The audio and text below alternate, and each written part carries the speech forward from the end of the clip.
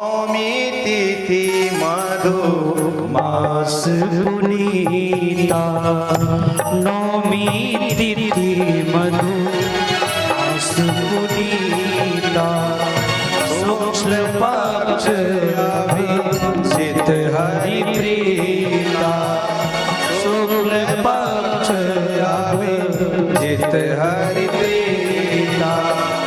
राजा रामचंद्र भगवान की।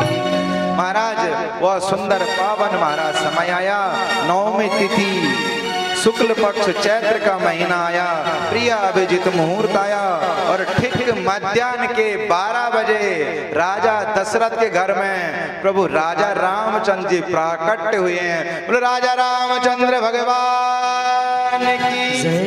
आज अयोध्या के दशरथ के भवन में महाराज 4 भैया प्रकट हुए हैं।